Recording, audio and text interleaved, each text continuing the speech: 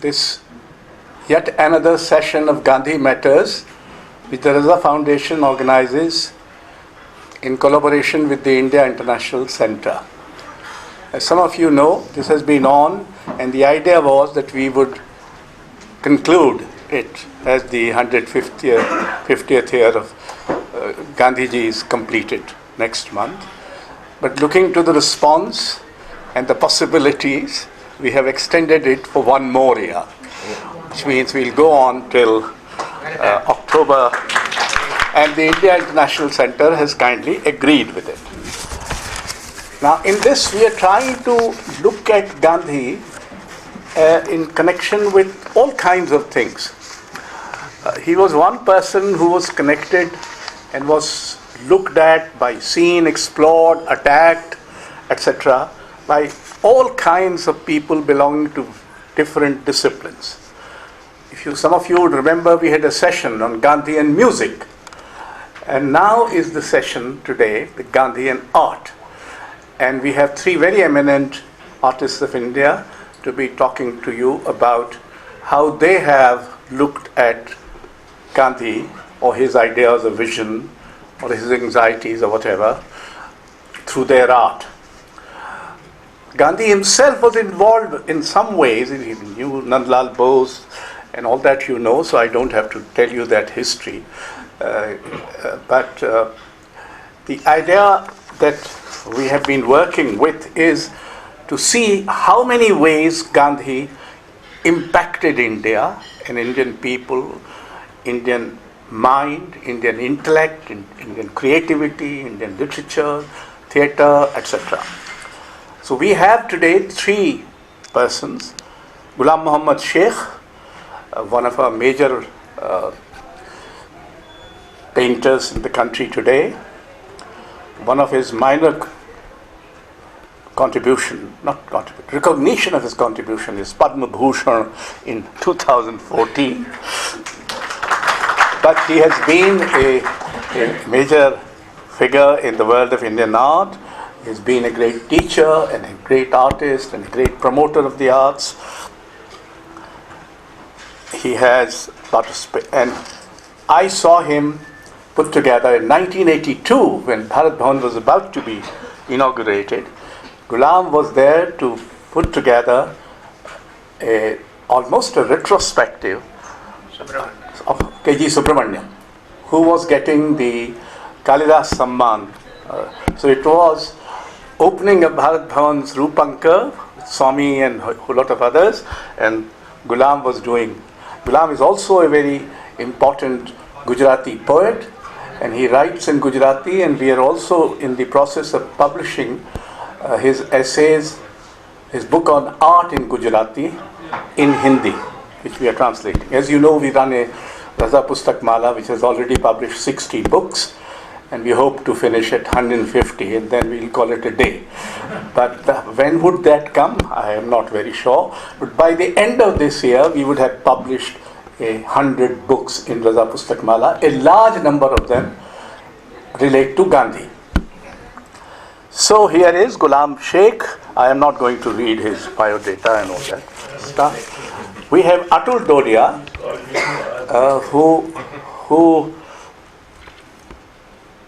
who yesterday started another series of ours in the College of Art called Nazdeek, and that is to take a practicing artist to meet the young art students. And the event was scheduled to last for 1 hour, but it lasted for 2 hours, and there were 200 art students who interacted with Atul Dodiya. Atul Dodiya had at least 2 awards that have something to do with, although he does not acknowledge it so much. One is Sanskriti Award, because I was associated with Sanskriti. I was not on the jury, but whoever was. And the second was Raza Award, which he got in 2028, but he has been given Sadhbi's Prize and Civitella Raniere Foundation, or whatever it is, fellowship. So I saw his exhibition inspired by Labh Shankar Thakur's poems in Bombay which was quite interesting. It was called Baku. What coexisting magic, yeah. Yeah, something like that. And then we have RIYAS KOMU, who is of course a multimedia artist. But his special thing is that he's pursuing Marx and Gandhi together, in some sense, which is quite an interesting way of looking at what can change the world. He has been associated with many things. He was selected as one of the 2 artists from India in the 52nd Venice Biennale, and has also participated in Jogja Biennale, Indonesia. He has been associated and has been one of the architects of the Kochi Biennale. And he has organized within Kochi Biennale a huge student art biennale, which we in the Raza Foundation had the good fortune at that time, because the income tax queries had not yet come up, to have supported it. And when I went and saw it myself, it was a delight to see the kind of works that have been collected by students from all over the country. And he has been working in the field of education a lot. Art education in this country is in terrible, all education is in terrible condition, but art education particularly so. So he had been working on that. So here we are. We start with RIYAS KOMU. Each one should take about half an hour, and then if there is time and patience, then we can have some question answers. So, RIYAS KOMU.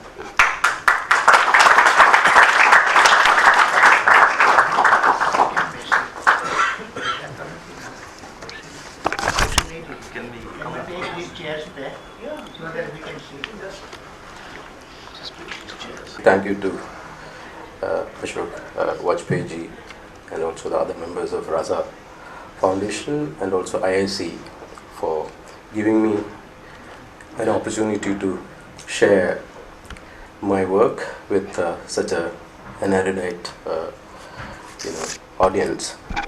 So I never thought, I'll be able to kind of speak along with Sheikh Saab and ATUL ji about my works. And I first of all, I thank Gandhi for this, because I think sometimes certain opportunities are revisiting us because of certain legacies. So I'm very fortunate I stand in front of you. And I've been kind of seeing, a huge celebration in different formats and different sizes and different scales. Everybody is talking about 150 years of Gandhi as a birth memorial. And I think it's fascinating, in a time like this, we constantly, remember a man like him.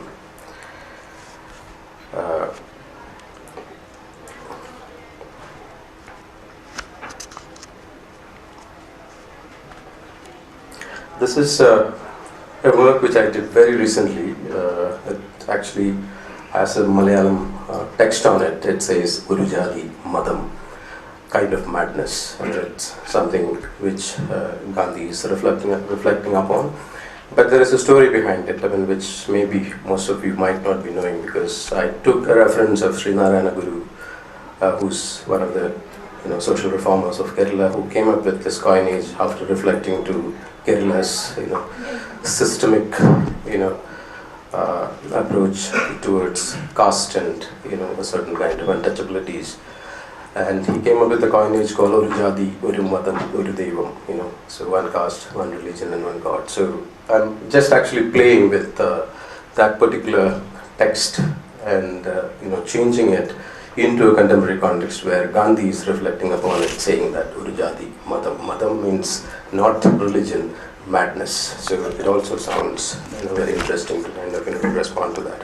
So that's the first work I thought I'll share with you. And then now I just want to kind of take you through one show which I'm currently showing at Bangalore, And before that, I mean, I just want to kind of, to post. Can I have some light here because I can't read.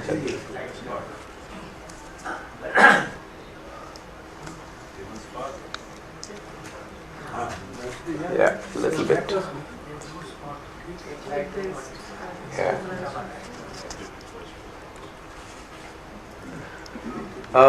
By showing that particular work in the beginning, I just wanted to kind of position an argument, I mean, which is also like when we all live with, that Gandhi was a victim of political religion. So I think we are all today in every context. So I thought I'll place that as an initial argument because it continues in almost all my works which I'm going to show here. Because for me, art making has always been an unsettling experience.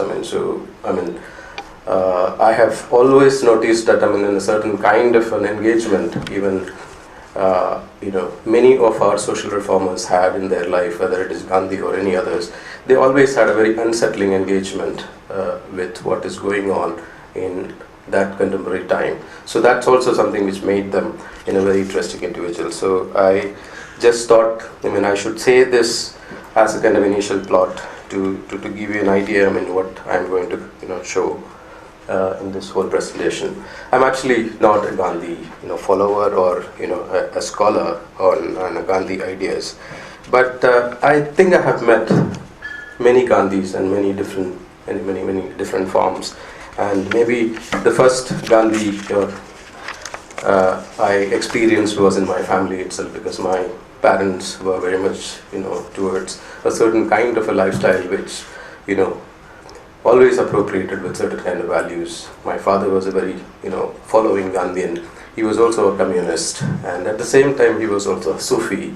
And both the parents followed that kind of a tradition. So Gandhi didn't come in the form of Gandhi, but Gandhi came to my life in a very as a shared value. So I think my father, in my village, everybody used to call him Inshallah, Komuka, and somebody who believed in the power of God, or truth as God.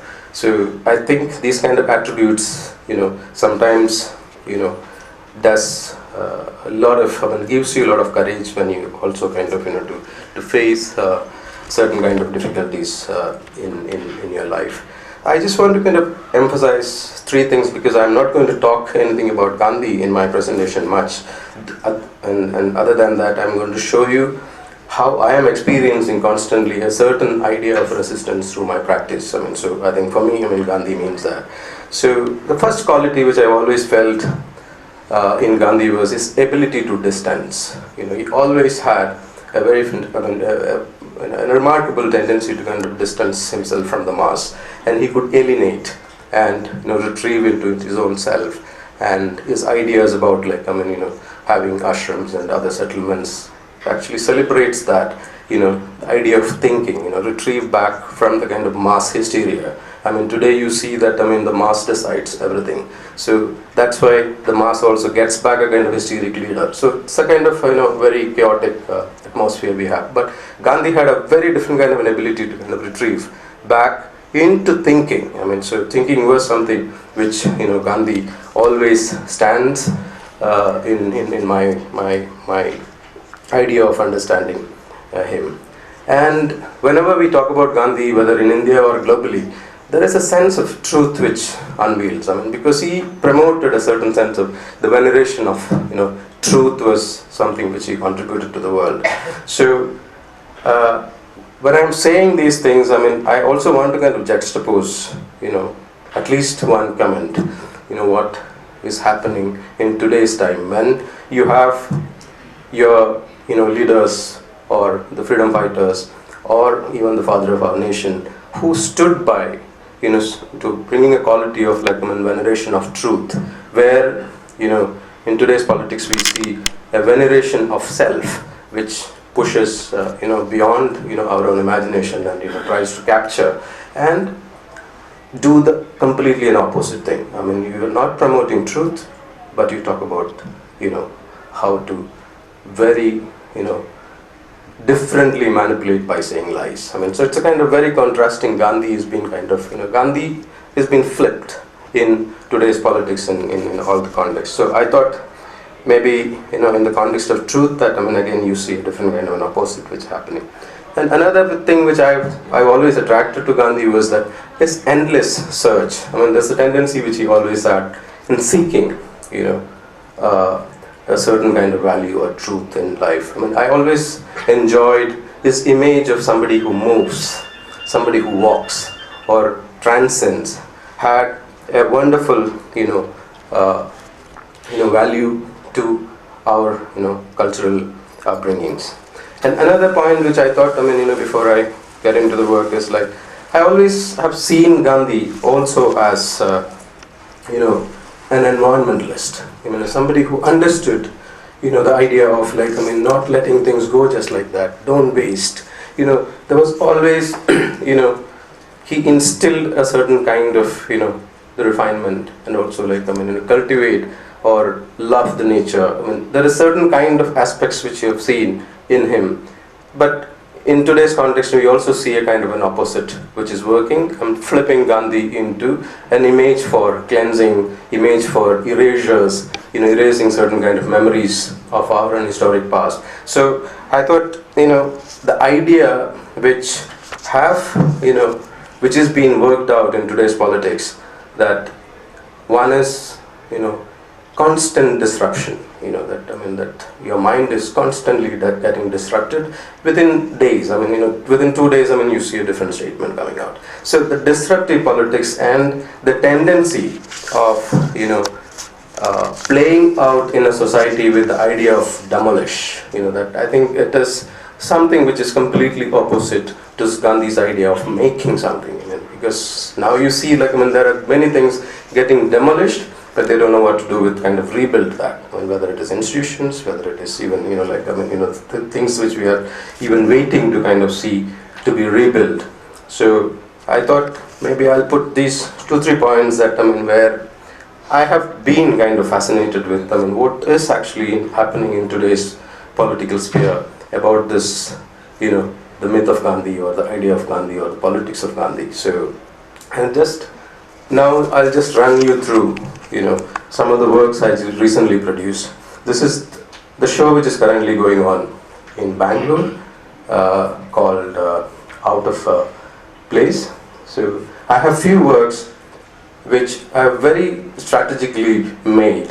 It is not necessarily like, directly connecting to Gandhi, but it connects to the time and space which belongs a lot, which actually credits a lot to a man like Gandhi. So this is one work which is in the entrance of, I'll just walk you through and I'll give you some glimpses into the work, because the time doesn't permit me to kind of go into detail. This is one work, it's called this is the Ramapura bull. When it was found, Nehru asked for this particular work from the archaeologist, and he said, I know where to place it. So he places this work in front of, the Rashtrapati Bhavan, and he titles this work very interestingly. It's made in stone, but what I've done is like it's made in sandstone originally, but what I did was like I made it in stone and made it into black, color. The same title, I have given to this work. It is called Conspicuous Location. So that's the work which invites you into the show. Then there is another work called My Sindhi Cow. Again, the show pulls you back and forth to civilizational memories, a certain kind of, political memories, and also it brings you to, the idea of, even Gandhi's Dandi.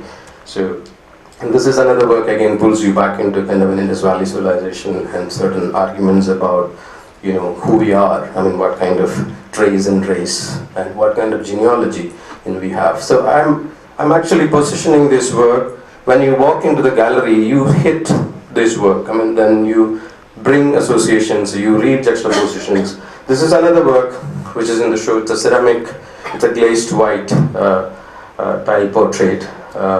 It's called Fountain.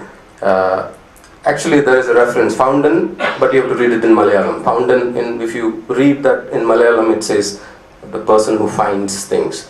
But I just wanted to make this work to bring the idea of disruption in your political space now. Because this is a work which Marshal Duchamp, the material which Marshal Duchamp used entitled the work Fountain by placing a urinal. It was one of the most disruptive act in the history of art making. So I thought, maybe, using the same material and making a portrait which looks deaf, dumb and blind actually denotes to what happens today in the area of disruptive politics, using the same material which is also used. I mean, what ceramic, glazed tiles are used in today's, market context. So this is another work. I'll go back to this work a little later. And there's another series of yoga series which are woodcuts in the show. And I was just thinking, while I was approaching this show, that when your mind is being kind of hijacked, or the mind, most of the people in today's India, they have surrendered their mind. What the use of doing yoga for your body. So I just wanted to kind of play with that kind of sarcasm. And again, the same woodcut is transferred into etching and brings a certain memory of our villages.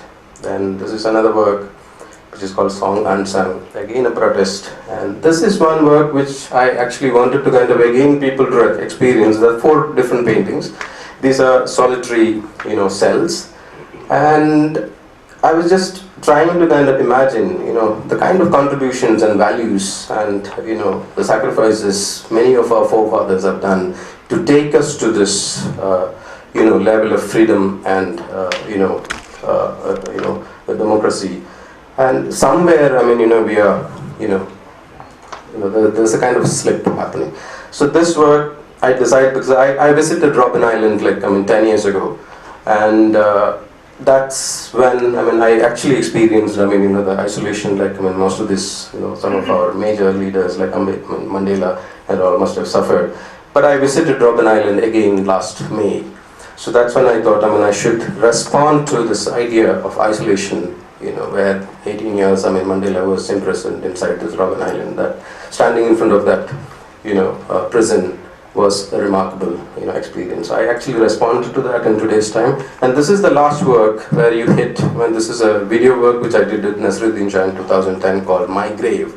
This is a 13-minute video where Nasruddin Shah is just looking at you. It's a silent work where he is lamenting on time. But it was very interesting to kind of revisit that work after 10 years. So this is one work which the show ends with. And this is another work which I last year I showed in Delhi called Holy Shiva. It's in one way a celebration, and also at the same time, it's a work called Fear. These are 26 pages from Indian Constitution, which was designed by Nandalal Bose. So this is the work which invited you into the gallery. There's some of the details of that.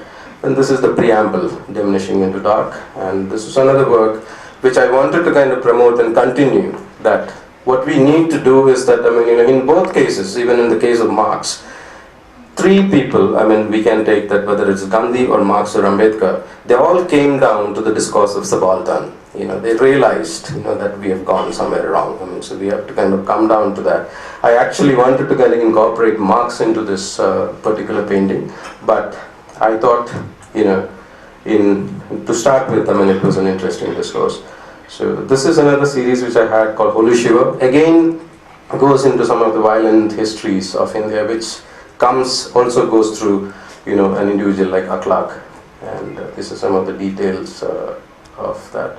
This is another painting. Again, when I do an exhibition, I try to give an experience. This is, we all know that, what this man, this legend represents. So it's just, when you do exhibition solo projects, you have the advantage of juxtaposing certain images. So that's one reason, Bismillah Khan was there. And this is another work. I've been working with the lion capital as a symbol which is getting distorted. As you all know that lion capital has got 4 directional faces which celebrate the diversity of our country, which Nehru adopted from a kind of an Ashoka, from a Buddhist ideology through an Ashoka dynasty history. So it's, I don't know, where we are going, to a kind of a single direction monocultural approach. And yeah, this is one reflection on the time. And yeah, I think now I just want to kind of jump cut, to again kind of give you a disruptive experience while I'm talking about this current works. So 1992 was the year I came to Bombay. That actually has a lot of bearing on me, and that's a year we all know that the huge political shift happened in Indian society, where fundamentalism and also liberal economy started working together. So we have seen that there was a attempt to capture when two perspectives traveling together. One is religious fundamentalism, political religion traveling across, and there was also, we've seen that the economy traveling in a very different, in a perspective, and we have seen that both somewhere is meeting today. So I just want to again get back to my early work and say that the unsettling experience you felt when you reached Bombay, coming from Kerala, from a completely different political or social background where social action and the political action is very, very strong. You come into a place and which is believed to be like the most cosmopolitan place, then you see this disruption happening and through again the same idea of demolition. So I think this is something which we have to also kind of to look at. When you look at Gandhi, what you want to attribute is that something opposite to the idea of demolition. That bring the idea of making, because he's somebody constantly reminded us about the act of making something for a social benefit. So I actually responded immediately, because I started to, I'm not showing any works from 92 to 2010. That was, I have responded in different levels at that time. But I'm coming to one work immediately I did for a solo show called Unconditional, because I came from Kerala, which is like a very argumentative place. Then you come to Bombay, which is very unconditional, that life just goes on. So I did a show titled Unconditional in 2002. So this was two works which I produced after the Gujarat riots. These are chartwood works. And I got an opportunity again to travel, at that time to Karachi. So this was again, helped me in understanding why I am showing this work in the context of Gandhi today. Because this was also Gandhi was, going through, because he was in constant tension with handling religion and handling a social space, caste, differences. He was always a kind of, somebody who, so whenever I was traveling, I was also trying to kind of respond to my coming to Bombay in 1992 and, what disruption, I had in my life, and maybe I'm forced to kind of respond to kind of such kind of a climate. So, and what I saw was that images of a glorious past. That I went to a place called Tata Makli, which is one of the UNESCO heritage sites around 100 kilometers from Karachi city. So when I started reading about it, this is a time of some of the glorious Sufi traditions and history. So you see beautiful memorials of people's life. I wouldn't call it tombstones. These are the traces of the great times. So I just documented these work. Then I came back after a month, and immediately I started preparing for a show, which in response to the experience which I had there, and also I wanted to kind of again retrieve into certain memories which I had, because when I was preparing this slide, I thought, I should push, the too much of discourse around religion. But I always felt that Gandhi had a tendency, if he reads a book today, he will reflect upon it next day. And he brings it into kind of discourse. He had that quality of chasing truth, chasing knowledge, chasing certain kind of a quality, which, according to me, is very mystical. So I came back and I responded to a work with a lot of energy, which I have also attributed from my parents and my Kerala bringing. I responded directly to kind of what is the sufferings which we have through religion today. So I titled a show called Faith Accompli, and I created these imageries. I'm not going into the details of it, just sharing the visuals. It's a work called Tragedy of a Carpenter's Son. So this also brings in all kinds of memories you have with religion and growing up with certain traditions. So this was one work which I produced after the first edition of this particular Faith Assembly project. I started sensing something that there is a completely different kind of discourse towards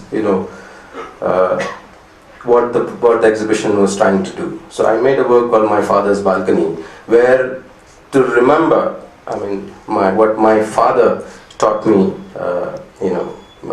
how to understand religion, and how religion is a very personal exercise, and that you have to be always a political being and celebrating the culture which you are living along with. So that this work actually was done very deliberately to kind of to balance that particular exhibition. This is the same time, my thinking was always when I see kind of a global unrest, there's war, there is occupation which is happening, in a similar way, you were trying to kind of look outside. So I did few projects which is responding to, this was a show which I did in Berlin called Related List. But my lament was always that, whenever I see war and atrocities, I feel, even today, when I see any things which is happening, which is directing towards Iran, or, what is happening in Syria, or, in Yemen, I think there is a tendency in today's world to kind of erase civilizations, that kind of rebuild, try to kind of change. Even we heard, some recent announcements, by our own government to kind of change, certain kind of, memories from our mind. So these are some work which, responded to that. This is a work called Watching the Otherworld Spirits from the Gardens of Babylon. So it was a kind of a complementing work to, one of my arguments. So this is another visit even through the landscape of Gandhi, because I was working on the idea of multiculturalism and diversity, starting from Indian football field. So I worked with Indian national football team for a few years, and also the women's national team. Then I worked with Iraq national football team as a project where, they fought, occupation and, suppression through winning the Asia Championship. And the captain of the Iraq team, Yunus Mahmoud, he said in the press conference immediately after that, America should leave the country now, because we defeated them in the football field. So it was a very interesting comment for me. So I chased him and I went and met him, so because they defeated Saudi Arabia. So and we see, after 2007, today, how meaningful it was, when he made that statement. So this is one work, which was shown in the Away Mascara Gallery. In 2010, and the World Cup was happening, I decided to go to South Africa for a month to see the football. And I'm a big fan of football. But at the same time, I always believed in a social space that when football represents the best moments of civilians on earth. So I wanted to kind of chase that kind of memories and interest from childhood to a place like Bombay. So I started working. This is a concrete wall.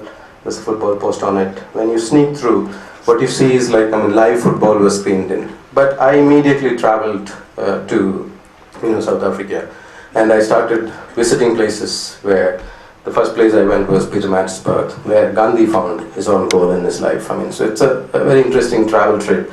This is Johannesburg, where you see Gandhi's statue as a barrister in Gandhi Square. Then I started, documenting football matches, and the one image on the bottom right is a guide from the Robben Island. And again, what I experienced in South Africa was traveling across the country, kind of a very dense memories. I met people, who've been in Robben Island with, Mandela. I met Sunny Singh, who was very famous among Indians. I met footballers. I met a very interesting footballer among the 10 legends of African football called Smiley Musa. He's from Gujarat.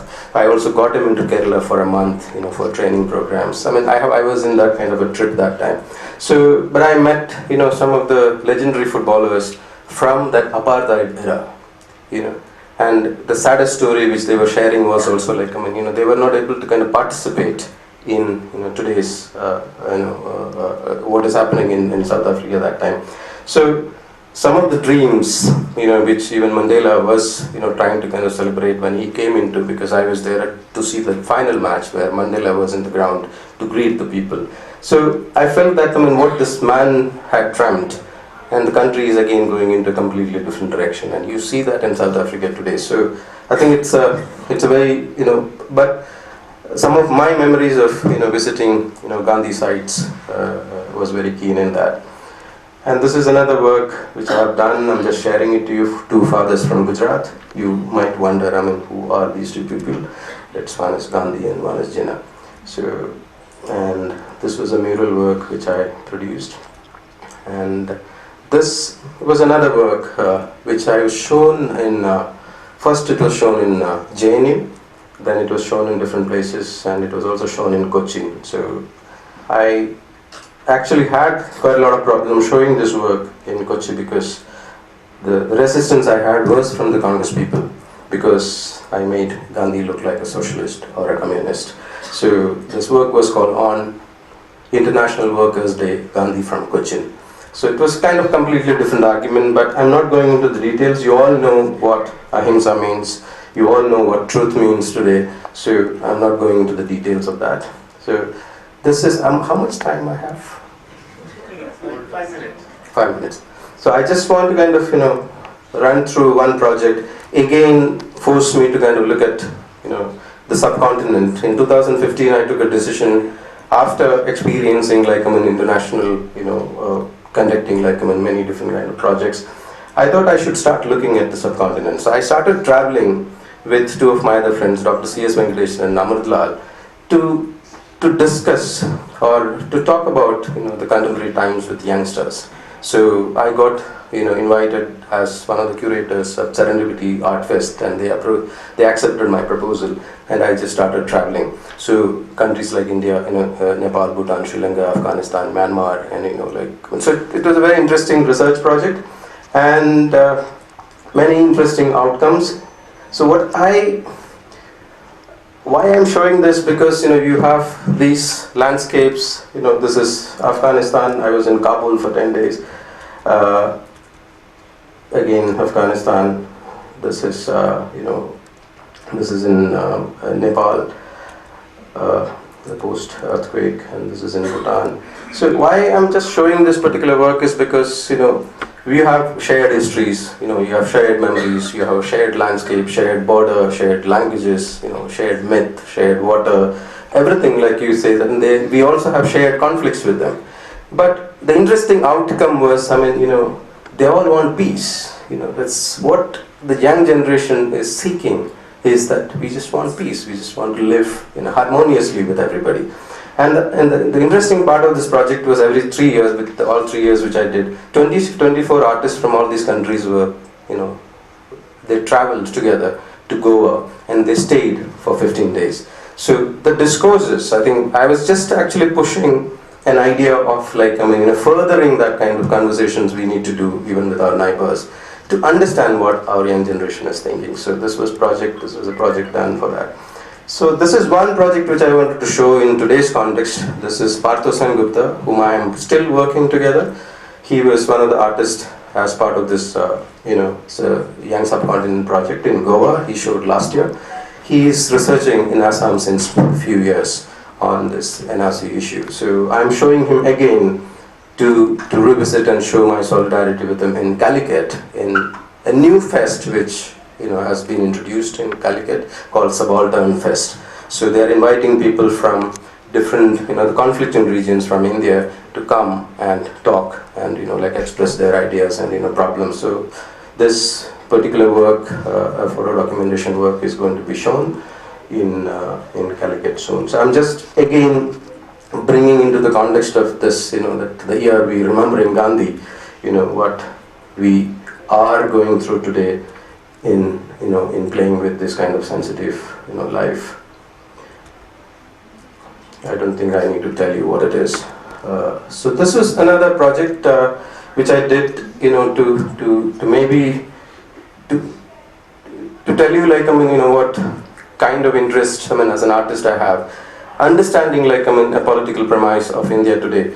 And after doing this Ambedkar work, Ambedkar statue in a Delhi exhibition, I was observing, how people are responding to the work. I had strange, experiences with having or talking about Ambedkar from my perspective, or coming from a completely different background, not maybe from a Dalit background or from a political background.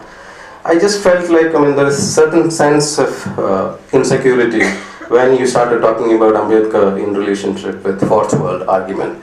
So I did this show in Delhi, but the conversation didn't go anywhere.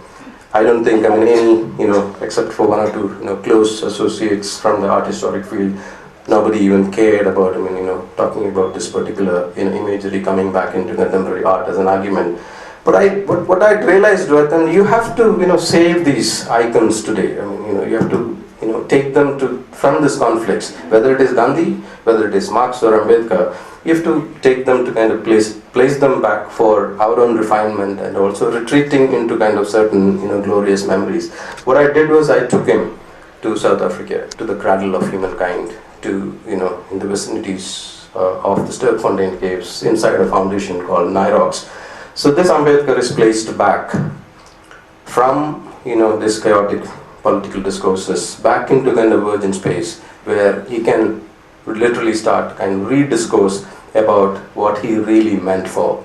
What he really stood for as a philosopher, as a thinker, as somebody who was also the draft person, the chairperson of India's constitution. So I think, when I see that 150 years of Gandhi is being celebrated, I sometimes get, as an artist, maybe why don't we take his statue and run out? That feeling I get as an artist. So I just wanted to show you this work in today's political India, where Ambedkar statue is placed back into the cradle of humankind.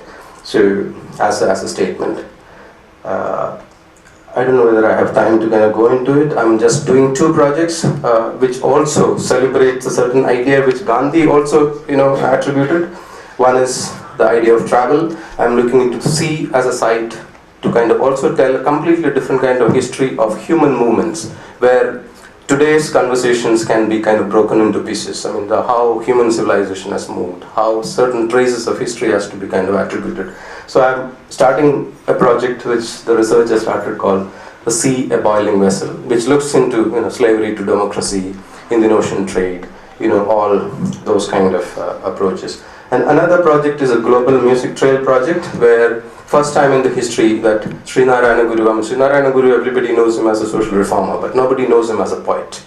He is a poet who has written in 3 different languages at same ease, that Sanskrit, Tamil and Malayalam. So T.M. Krishna, we have commissioned him, we started working with him as with this Backwaters Collective and Uru Art Harbor, with the support of Srinarayana Mandira Samiti from Bombay. He's going to sing a 1.5-hour concert, and which is going to be travel, Srinarayana Guru's poems. So it's a project where we are looking into the mystic traditions, the untold mystic traditions and poetic tradition, to bring it back into live performances. So these are one work. I'm just going to kind of conclude with this is one work which I did in 2016 for India Art Fair, and work called Get a Dark Cloud Free. So I don't think I need to explain this to such an erudite audience. Then I just want to end my presentation again going back to a work which I just produced for my solo show. This is a work which is almost 17 feet by 6 feet. It's a diptych. It's called Dandi Bridge. The image which you're seeing is Dandi Bridge in Ahmedabad. But I just want to read out something and conclude my presentation, because I think whatever it is, whatever chaos we are in, I think we should end up with a positive note. So I just want to kind of read out something, which also gives you a kind of different glimpse into a certain historic past, which we can all cherish, because Martin Luther King Jr. decided to travel to India in 1959, and his main intention was to visit Gandhi Samadhi. So he comes here, then he does kind of a very interesting travel project. He travels to kind of different parts of the country. He also goes to, he visits even Madurai Meenakshi temple. Then he wanted to meet EMS Namboodiripad.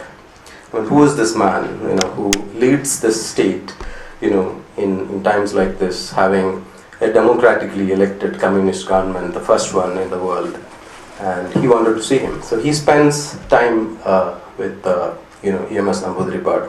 Next day, they goes to, him and his wife goes to Kanyakumari and spends some time there.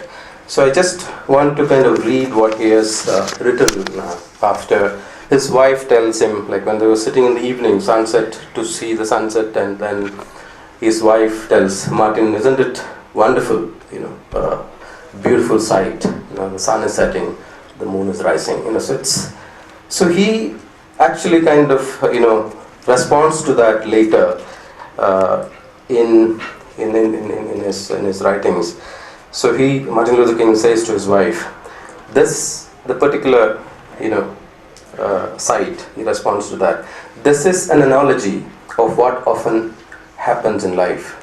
We have experiences when the light of the day vanishes, leaving us in some dark and desolate midnight. Moments when our highest hopes are turned into shambles of despair, or when we are the victims of some tragic injustice and some terrible exploitation. During such moments, our spirits are almost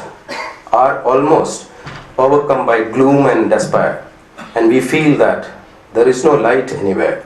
But ever and again, we look towards the east and discover that there is another light which shines even in the darkness. And the spear of frustration is transformed into a shaft of light. And he continues, let this affirmation be our ringing cry. It will give us courage to face the uncertainties of the future. It will give our tired feet new strength as we continue our forward stride towards the city of freedom. When our days become dreary with low hovering clouds and our night becomes even darker than 1,000 midnights, let us remember that there is a great benign power in the universe whose name is God.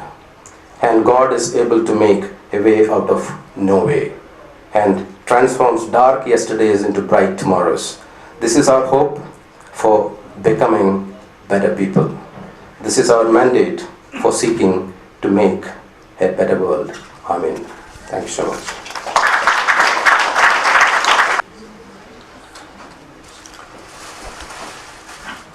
Thank you, Ashokji. Right now, let the light be there, then when I start showing, you will switch off. So thanks to Raza Foundation for inviting us. I was born in a north-eastern suburb of Mumbai, a place called Ghatkopar, and we used to live in a chawl. When you come out of the chawl, there is a lane, a street called Kama Lane, and much later I asked someone why it is called Kama Lane, and I was told that there was one Parsi generous doctor, Dr. Kama, who would do very selfless service and very devoted doctor. It's his name. From Kama Lane, when you come out to the main road which joins Ghatkopar East and Ghatkopar West, that is called MG Road, Mahatma Gandhi Road. And further left, if I take, it's a Tilak Road. And where Tilak Road ends, there was my school, Gurukul Vidyalaya, in which I went to study. Gujarati medium, all boys school. Large compound, very simple building. I can say Gandhian approach and attitude towards everything. As you enter before the building, there is a Gandhi statue in golden color, and immediately inside on the wall there is an inbuilt blackboard. On that blackboard one of our teachers, A.R. Pisori, he would write with a beautiful hand writing in Gujarati, quotations from great leaders and statesmen or poets and scientists, and sometimes even Subhashit in Sanskrit with Gujarati translation. He was an art and craft teacher.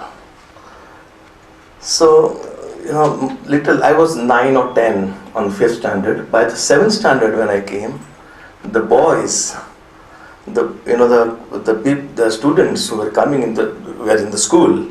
They were Jains, Brahmins, Patel, Kapoor, and Vaishnav. And they started talking, saying among ourselves, do you know Pisori sir is Muslim? So I didn't understand. I don't know, even my friends knew what they are talking and what it means. As if, obviously, it's someone who is different. Pisori sir is Muslim. But I would wonder, because at home, my mother was very religious person, extremely religious. But whenever there is a wish or mannat, she would say Gaban Shapir. It's Gaban Shapir will do everything. In Rajkot there is a dargah and she has to go there every year. But my parents are also very much into the Hindi cinema, popular Hindi films. So basically there was always talk about K. Asif and Mehboob Khan. There was music directors like Ghulam Mohammed, Naushad Ali and Sajjad Hussain. Shakil Badayuni, Majrooh Sultanpuri and Shahir Ludhianvi, and of course the great Mohammad Rafi. No doubt there were Chetan Anand, Devanand, Guru Dutt and Gita Dutt. They were also there. But so I would wonder that, these people are giving us so much joy. And obviously these names are Muslim. So, but anyway, that was the thing which started. And at home we had drawings, beautiful line drawings. I don't know where they went, of Panditji, Sardar, Maulana, and of course Gandhiji. At home also we were told that you can't waste food.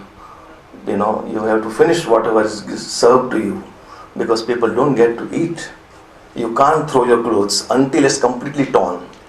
Otherwise, silai karo, stitch karo, and you have to wear, because people don't have it. So that kind of a thing. And around I was 16, my maternal uncle, my mama, gifted a book, My Experiment with Truth, autobiography of Mahatma Gandhi, which I read in Gujarati, original. But very early at the age of 10, I was clear that I want to be a painter and nothing else. So finally I went to art school and did paintings and was interested in all kind of arts. Much later, I always wanted to go abroad to see the original paintings of the masters.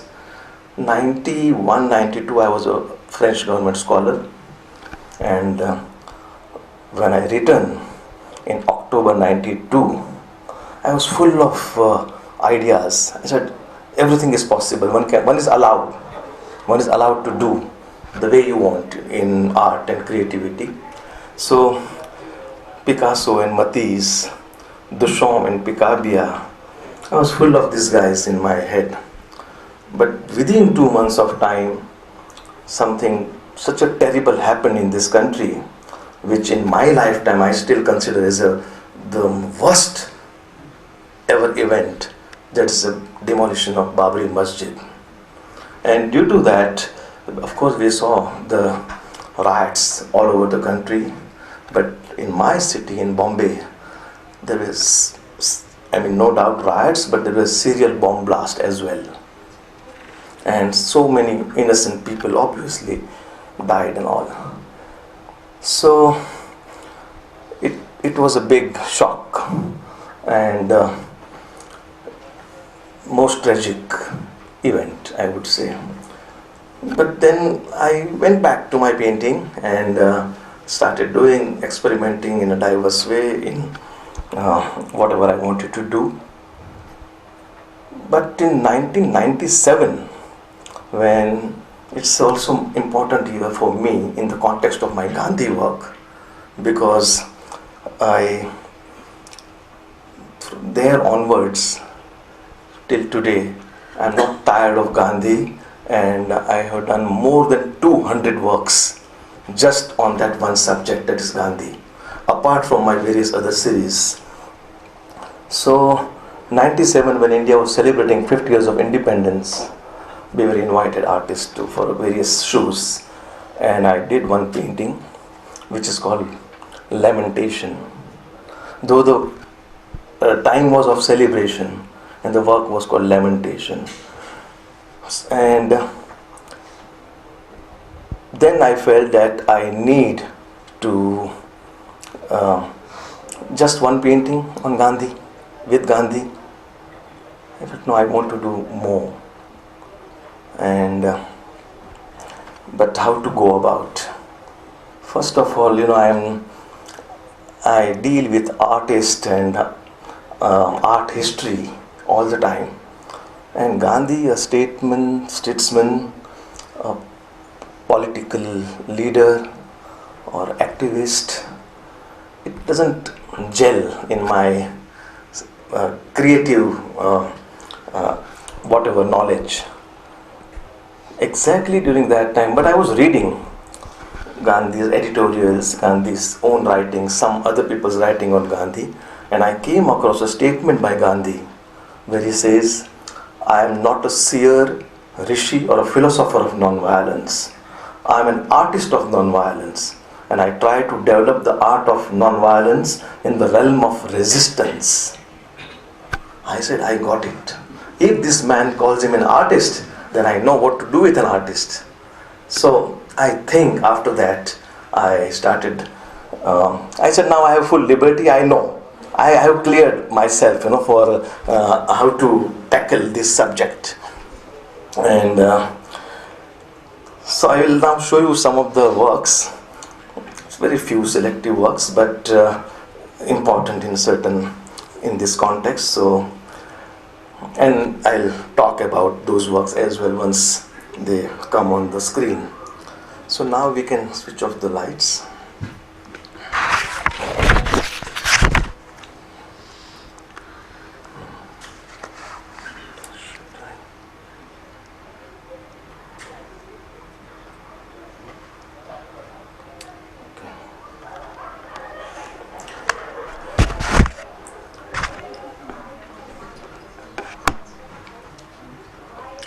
Yeah, this is almost 30 years back.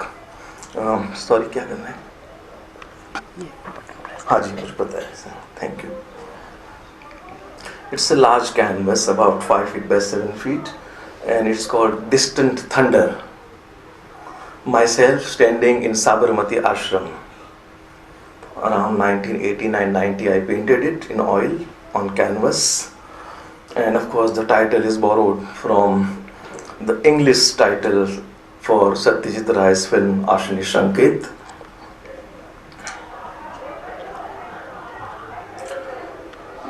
I have been collecting newspaper photographs. In those days there used to be a lot. A politician on 2nd October would garland the statue of Gandhi standing in a huge crane and throw the garland, and it would hang somehow, funnily.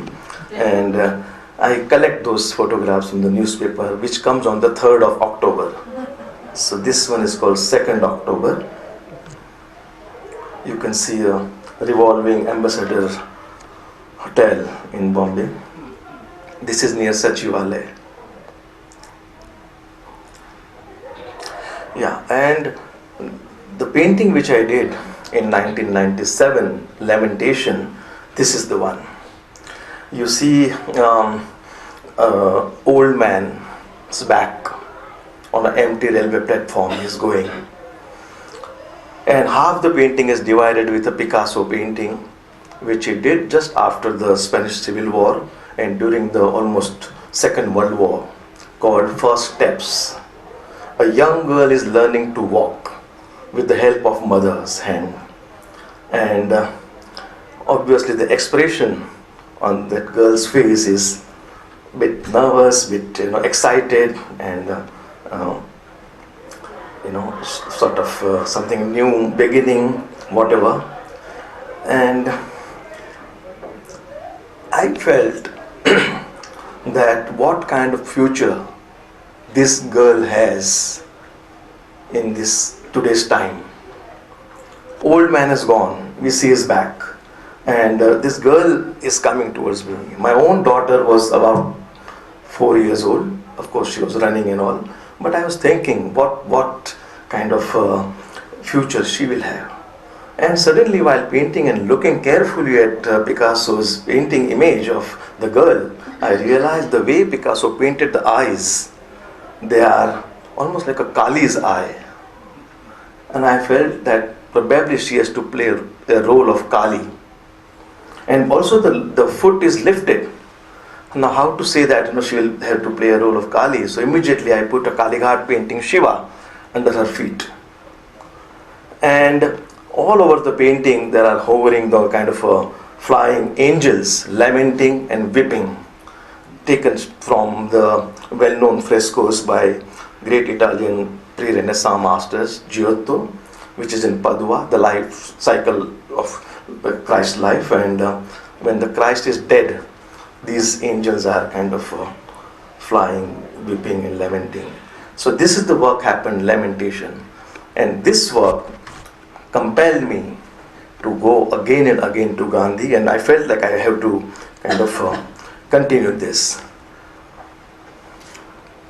And the series of large watercolors came, called An Artist of Non-Violence. I explained you why I did the Gandhi works, which is that statement about artist of non-violence.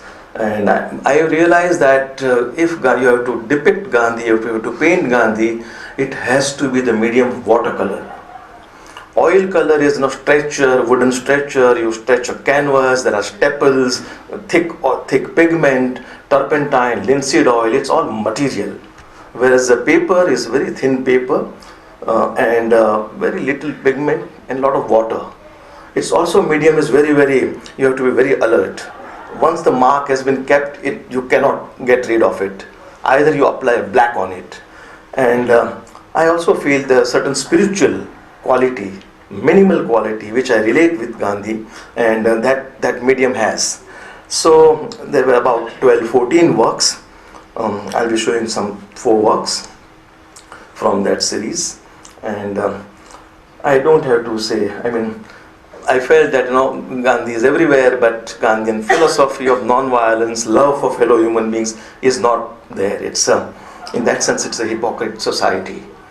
In putting Gandhi in a government office or anywhere, but so Gandhi inverted. The whole show was in a kind of a sepia brown monochrome color, except for this particular insect of a monkey and the cats. We know the story. Was a kind of a gaudy, colorful. Page from a diary. Gandhi's handwritings. A painful resolution when it was decided that there is going to be another country, Pakistan. Leaders standing. A post-dated check.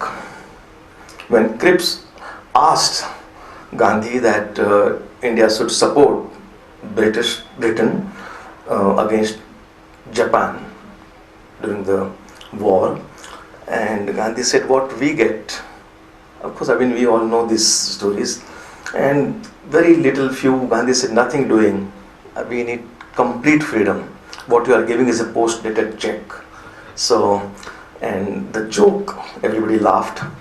I was so much into the series that I felt as if I was there and I heard the joke. So I painted myself behind Gandhi, laughing. These are all 6 feet by 4 feet large. And Bapu at Rene Block Gallery, New York, 1974. Because I felt, Gandhi is, if he is an artist, then what kind of artist he is?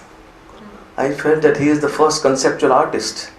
The kind of, performances, the kind of, if you see the aesthetics, the way kind of aesthetic runs in Gandhi's life, the structure of his ashram, wearing khadi, the feel of khadi, lifting the pinch of salt, non-cooperation, Dandi March. I felt that these are all quite a special sort of, gestures and actions.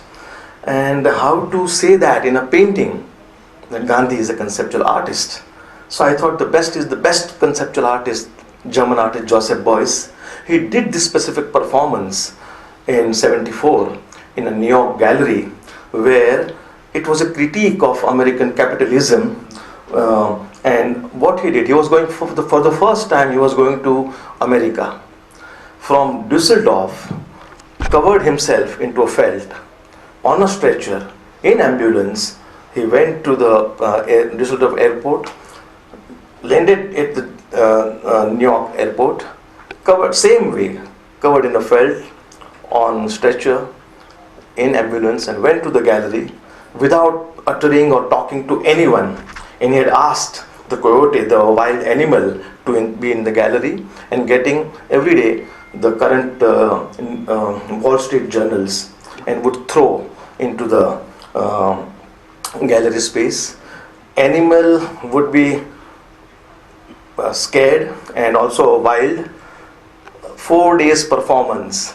People see from outside, from a jali, this animal and an artist covered in a felt. After 2 days, there was some sort of a rapport or friendship between the animal and artist. And in the night or during the daytime, the animal would make mess and make things dirty. After the finishing of the 4 days performance, Beuys left the gallery, went to the airport in the same way, the way he came, without uttering a single word, not even a hello to anyone, and returned back, almost like a non-cooperation kind of action.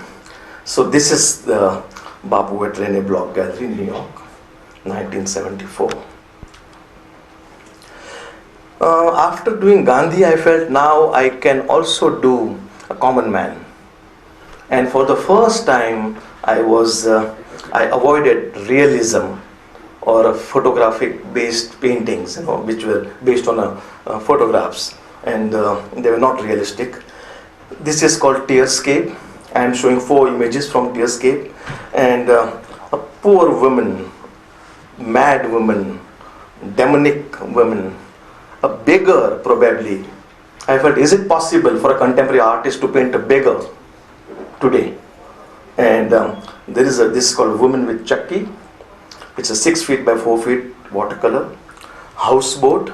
And every time I notice that I have painted India's map and the female figure in the series. This is called Shipwreck.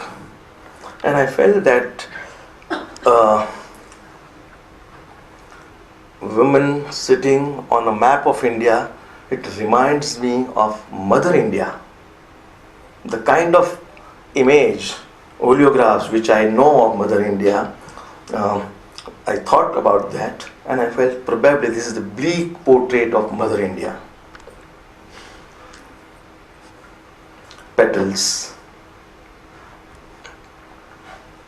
B for Bapu.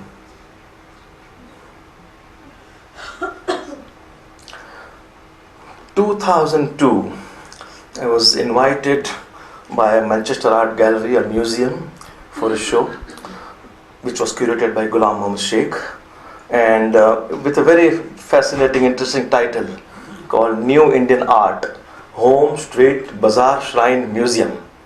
I said, what should be done? So the curators from the museum and Sheikh Sahib, everybody said, okay, do something new. We could always include something existing, but So I said, what shall I do? And I felt that what is common in museum, shrine, home, I felt that probably if I do showcases, the kind of middle class, low middle class houses have showcases with objects and photographs and personal memorabilia, etc. I'll do that.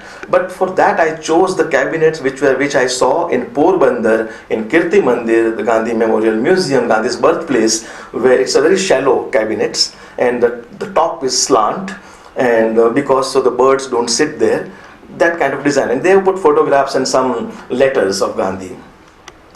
And so I got them made, and I said, but what I should put inside? What kind of imagery? What kind of objects? And I was in that dilemma during the February end 2002, and something I mentioned about the Babri Masjid, but there is something else also happened, which was equally shattering. The train was burnt, and there was a subsequent kind of killings of Muslims, which happened in Ahmedabad, in Gandhi's Gujarat.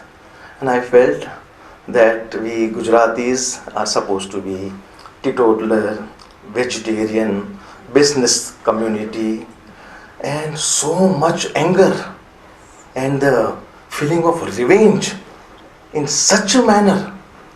I said, this is something terribly wrong is going on in my country. And I think from there it just happened that there were prosthetic limbs, human bones, kind of photographs. And first time I was attempting something which is not pure painting, but 9 cabinets called Broken Branches. I felt that this country is like kind of such a tradition, the heritage and culture, 4,000, 5,000 years, we hear about, and like a great grand banyan tree, and here we are kind of chopping one after another the branches of this particular tree. And I'll show you some of the details. Yeah, Gandhi doing some foundation with trowel. The empty mound. My father suffered from a very strange pituitary gland tumor, and due to that his tummy would get enlarged. That photograph is there. The chappals which you see, the sandals, which are it's called Ahimsak chappal. Khadi Bhandar sells.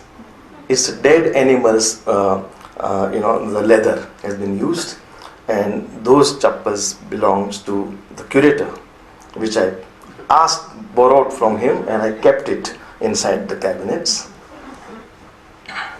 The account book of my father were at home, and I old books, accounts you keep in a red cloth type, and I opened those account books, and I found that on the 6th December 1992, when the Babri was demolished, that page was empty.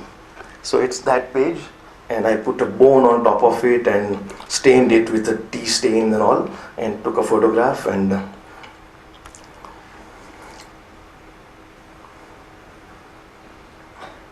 elders, when they would go to Kashmir, they would come up with these birds, and they were kept in the house. I have never been to Kashmir. For a long time, I don't know, I was always scared to go there.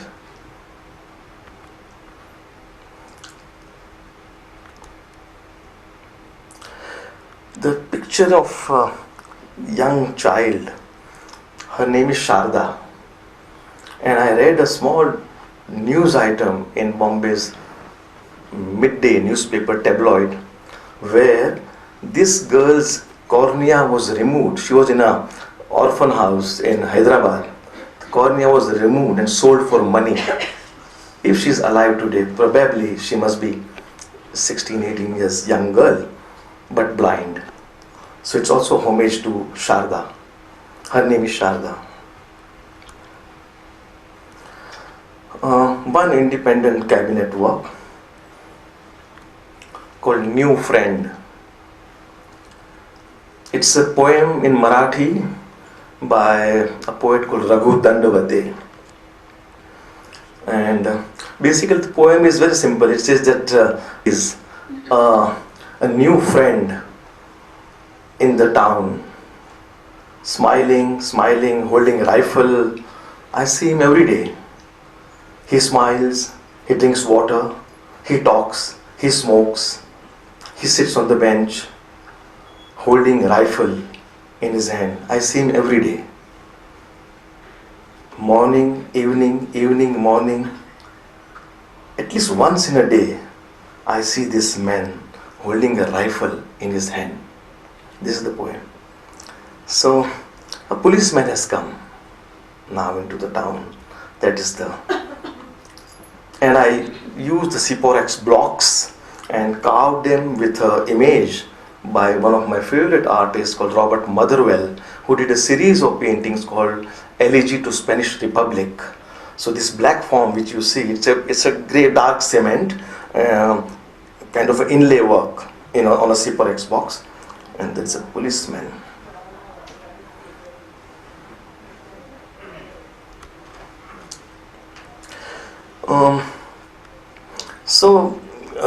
Gandhi remained throughout while doing other things. I was reading a poems, writings by, actually it's a prose pieces, small pieces by a well-known Gujarati writer called Lap Shankar Thakur. And he wrote a beautiful book called Bako Che Kalpo. Bako exists, imagine.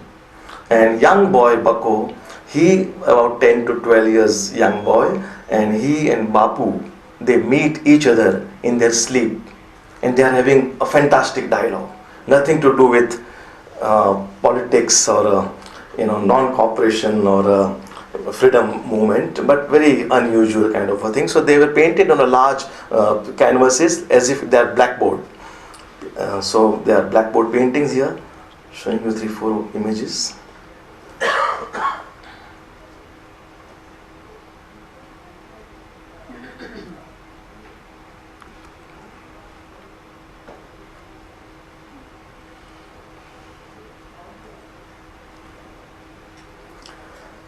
Nirbhay. It's a large 9 feet by 6 feet shutter work, operatable. When you throw up, you see another image inside.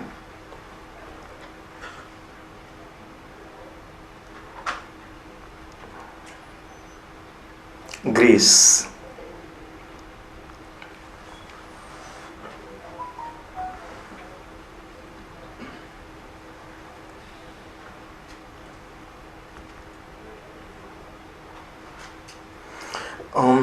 Then I also thought that I'm interested in both the histories, India's freedom history and modern art movement history, particularly in France in the early 20th century. So it was about freedom ultimately, creative freedom, nation's freedom. And I thought that when all this was happening under Gandhi's guidance in our country, what was happening in Paris? Picasso and Matisse and others were kind of creating a new language altogether. And so I thought, and I have been taking photographs in the Western museums of masters' paintings, and I felt that what if they are put together.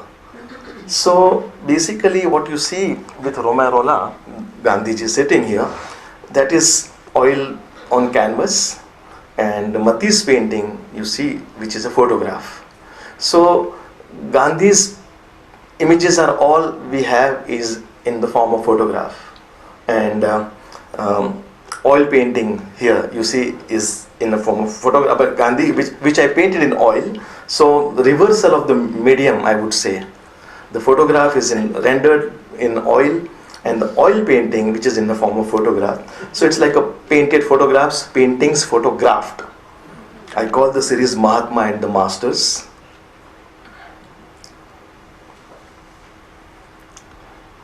I have titles for each Gandhi event, where he is and all.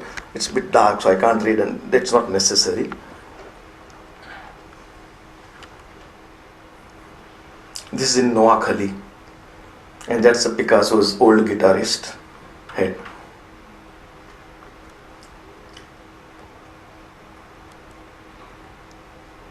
collecting for Harijan.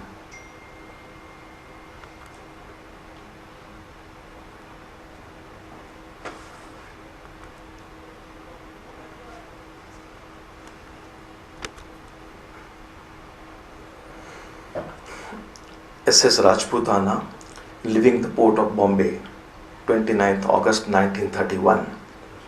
I was, working on a show in Bombay at the Bhavdaji Lad Museum, and where I was also thinking that since the museum is a Bombay Municipal Museum, I wanted to talk about the Bombay city as well. So which part of city, which time of city, and I thought during the freedom movement what was happening, and so some of the images I chose and I kind of painted them, and I realized that during 31, amazing that on west side of India where Gandhi is active, and on the east, the another great soul of this country, Rabindranath Tagore, started painting at the age of 63.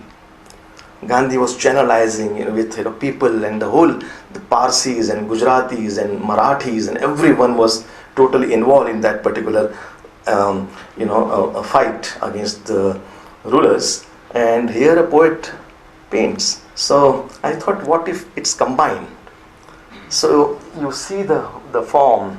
And as we all know that Tagore came to painting through the doodling and rejecting the words in his poem, and around it, and finally kind of created a form, and then he became a painter with figures and birds and animals and landscapes, all kind of things.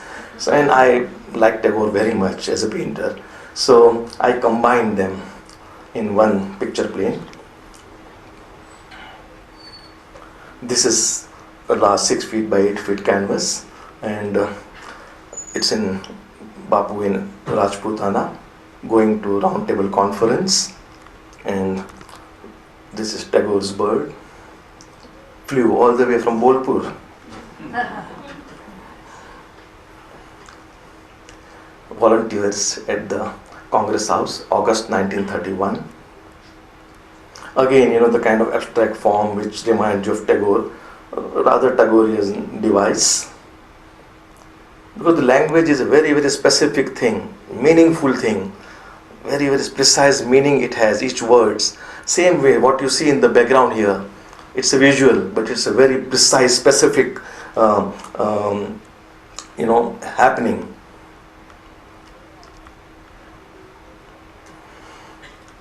Continuation of the Mahatma and the Masters. This is called crossing the river Narmada.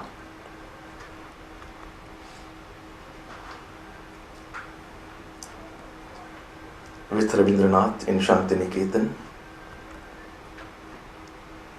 Noakhali.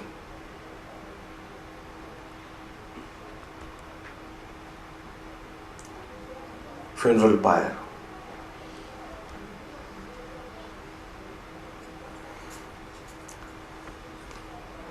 Campaigners during the Quit India movement, Gowalia Tank, 1942. I mean, these people who fought, look at the lady, the way, kind of the stance and the power. It's amazing. I have not done much actually, I just kind of depicted the photograph. But it was a great feeling to paint these photographs. With colleague at the Johannesburg office.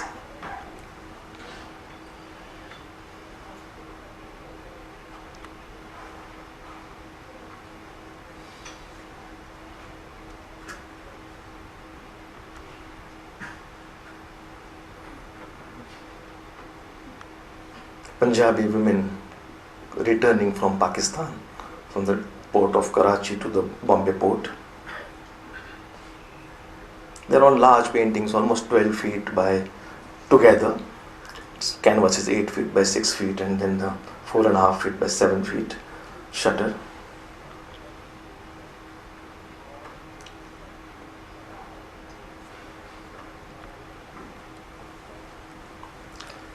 August 1947.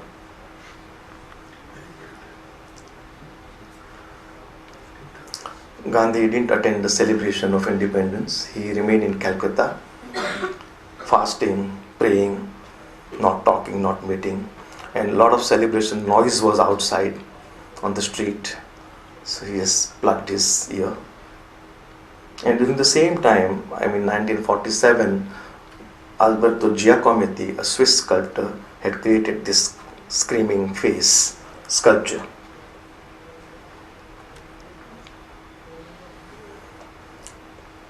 One of the cage-like cabinet by Joseph Beuys is seen through the work is like a frame stretcher on a crutches, and through that you see two cabinet-like doors.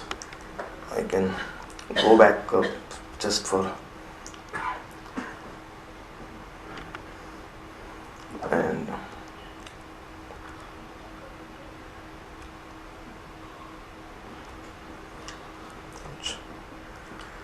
and the trowel, thapi, we call it thapi. It's it joins. You cement it. You don't break it. It's not a tool for combining things.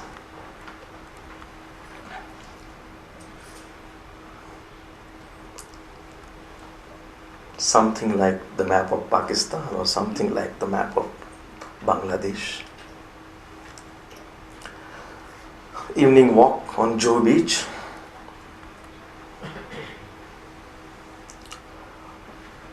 With Nehru. One of the Congress meetings.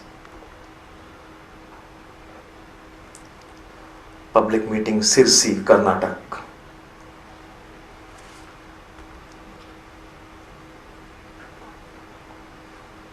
Sea bath, Dandi.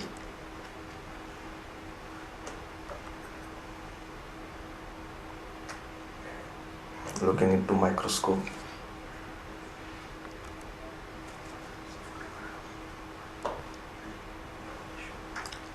In Bombay, going to meet Muhammad Ali Jinnah. Just about to enter his house.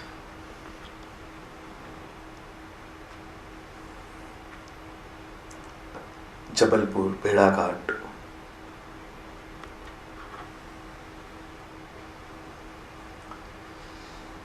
This one is called welder. Thank you.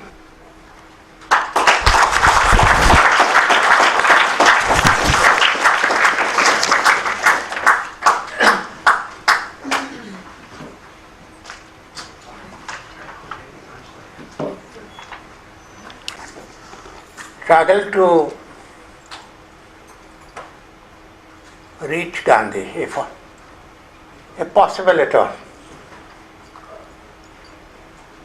I was invited in Pune at the PN conference, where my friend Ganesh Devi asked me to speak on Gandhiji. I said, my God, how do I speak on Gandhiji? Where do I find him? Then Sahmat asked me, so that again prompted me to jot down a few thoughts. But as a good student, I started reading his Atmakatha, the autobiography in Gujarati, like ATUL. I had bought it when I was a student in Baroda, and I still have a copy. I also read the Manuben's diaries.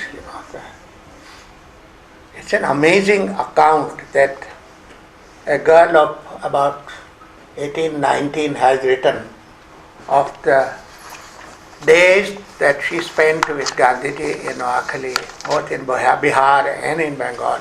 Day-to-day account, from morning till evening. I also glanced through Pyarelal. I also looked at some of the writings of Narayan Desai. There is a lot of literature on Gandhi in Gujarati, some of which I had already accessed, but then I reread, refreshed my memory. And I'm not saying that I have completed it. This is just the beginning. So if I were to say, how would I say it? So it is saying, reaching Gandhi in our times. Reading Gandhi can be both exasperating and exhilarating and elevating. You often feel exhausted with his fads about health, like his staunch avowal for pure and simple life, which meant, for instance, the tyranny of food without spices in his ashrams. He had a resistance to medicines and tried out on his son Manilal for nearly 1.5 months of water therapy, which he had read about or invented. It was a relief to learn that Manilal finally recovered. One is enraged when in the absence of toilet facilities in the house in South Africa, he forces Kasturba to carry their guests' urine to dispose of with a smile on her face as a mark of true seva.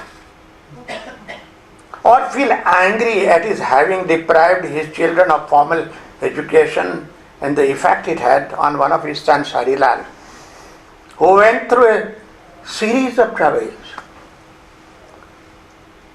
At his righteous justification despite his regrets, he did express regret at a later stage. There would be umpteen such instances if you were to read the Gandhi story. That would leave one confused and unsettled. It's, however, at the same time, or it's the same man that you encounter who stood facing a violent crowd baying for his blood during the terrible communal riots in Calcutta during the days of independence in 1947. Atul had just mentioned that he was in Calcutta at that time. He escaped a deadly assault when a heavy wooden danda thrown at him missed his target. And as Pyarelal recounts, the man who threw the danda eventually sought his forgiveness after peace was restored. That's also important, that he did actually make people change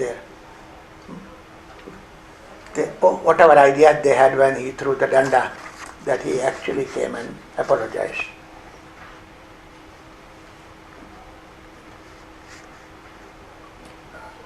After the peace was restored, in South Africa and later in India, he worked tirelessly to bring honesty into legal practice, a profession which deals with, I would not say what. And he tried to bring in some kind of an honesty in that profession. He forgave those who assaulted him and refused to file court cases against them. One reads the diaries of his grandniece Manu Gandhi in rapt attention, recounting in detail his daily padayatra, which he covered over 1,000 miles, first across the rugged tracts of Noakhali in rural Bengal, where the Hindus bore the brunt of an unprecedented violence, and then in rural Bihar, where Muslims suffered in a brutal backlash to witness the remains of carnage and devastation in village after village ravaged by worst communal riots.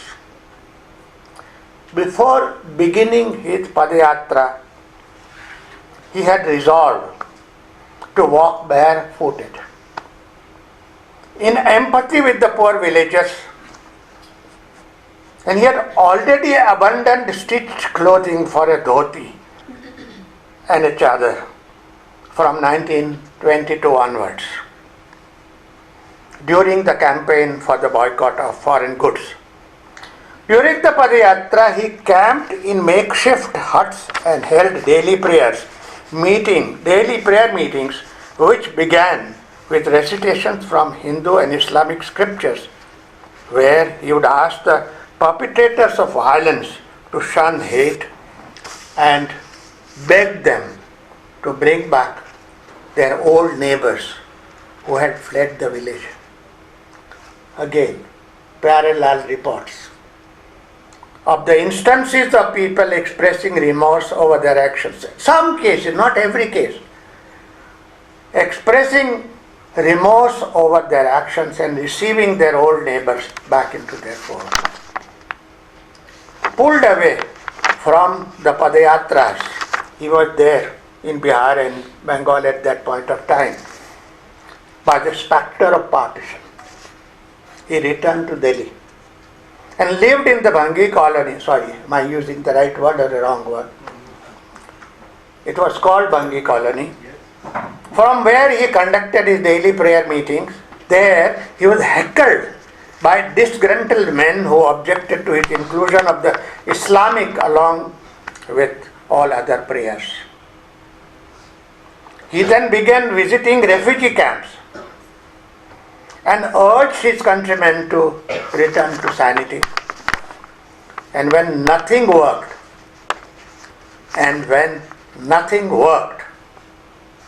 he resorted to his only weapon of fasting. Both to cleanse the soul and instill peace. Going through accounts narrated by Pyarelal in Mahatma Gandhi, the last phase, and Manu in her daily diaries, one is left with the sense of trauma at the plight of the victims on both sides of the borders, but also incredulousness at the actions of this one man who seemed to fight an oceanic tide of violence and hate that had engulfed the newly independent nation. You even wonder if such a man did really exist. He had several forebodings of his assassination, but he stood firm, often making jokes about it in his prayer meetings. Reading his own account of South Africa and his autobiography is indeed an uplifting experience. The subtitle of his autobiography, My Experiments with Truth. The steadfast belief in truth was cardinal to his existence and took on several aspects.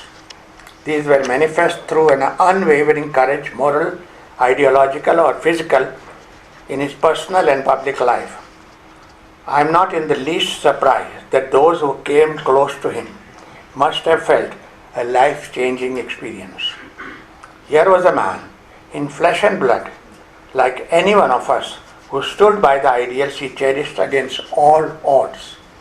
He says he is no saint or Mahatma, and he betrays all human traits of fallibility but of grace, but above all, an unrelenting grit to fight all forces of untruth and violence.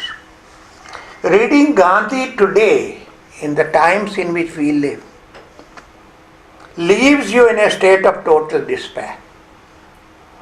As the voices of sanity and civilized conduct in our public life have been extinguished, dissent muzzled, freedom curtailed, even the detractors of Gandhi would agree that he respected the other or any view or opinion that countered his own. He listened to those who disagreed with him, who objected to his methods or means, who often reviled him, upholding their right to differ with respect and humility. Manu wrote in her diaries that he continued to answer every mail he received. Every postcard that he received, he answered it. And would even refer to the hate mail he received in his daily prayer meeting. That आज किसी ने ऐसा लिखा है मुझे, ये चिट्ठी मेरे हाथ में आई है आज, वो बताएंगे, अपनी प्रेयर मीटिंग में बता रहे हैं, वो मुझे गाली दे रहे हैं आज. My friend, historian Sudhir Chandra, who has written a book called, what is it called? Asambhav Sambhavna. Impossible possibility. Am I saying right? described the Gandhi phenomenon as an impossible possibility. Gandhi has begun to matter more as the world he left behind has turned increasingly more violent. Hardly a day passes without the news of violent happenings the world over. There is no need to describe these happenings, as we all know they occur with relentless continuity. What would he have done if he were alive today? This is the question many may ask. Skeptics might say he would have been assassinated in the first instance of facing this violence with his ahimsa. Since he is no more, the question would be about the idea of Gandhi. If not Gandhi, it is the idea of Gandhi, and there too some would say that we have already killed it. I struggled hard to think of making an image of Gandhi. I was not able to even imagine what I could make. So I looked at all whatever images that I could lay my hands on, photographs, whatever is written on him. And there are a few instances in which what I found and I tried to paint. So here are some of the images which I may show them to you, but I do not know whether I will be able to read. There is one part of it which also I should be reading along with my images.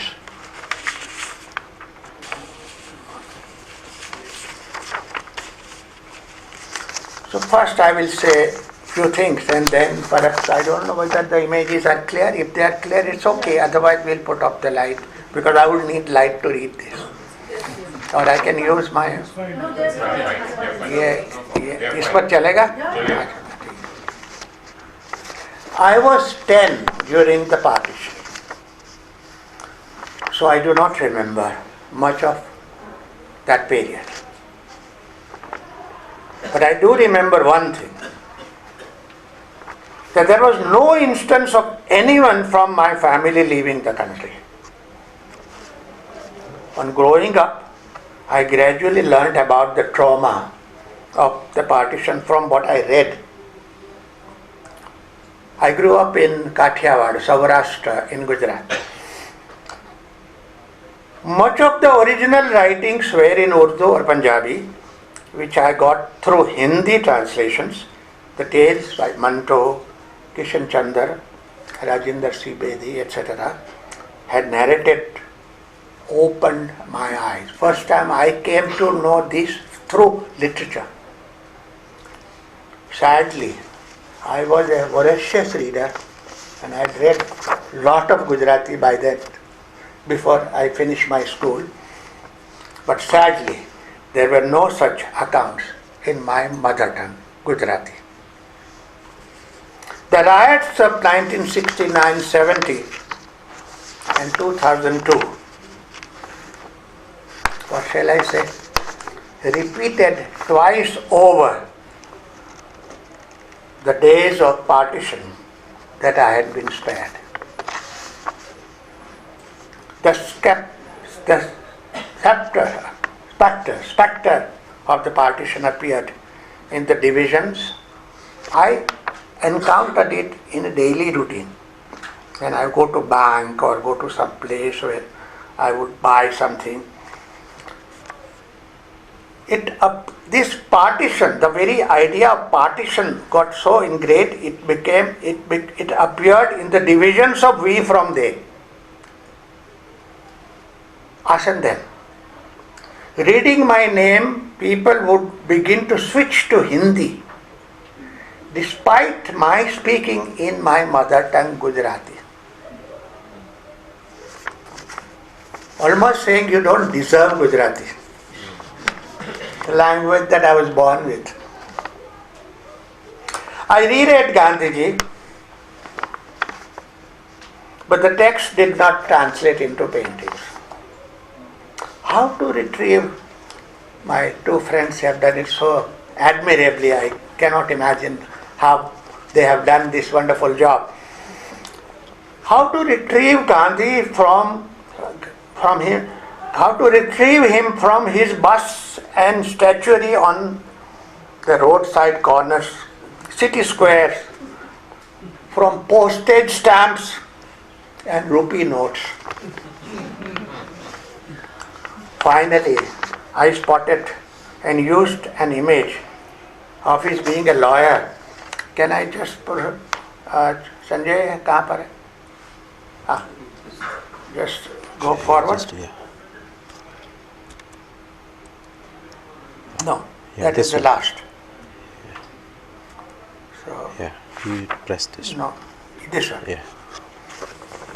Well, this is not in that sequence, but let me just tell you that I was invited to make a mural, a painting for the Vidhan Sabha in Bhopal.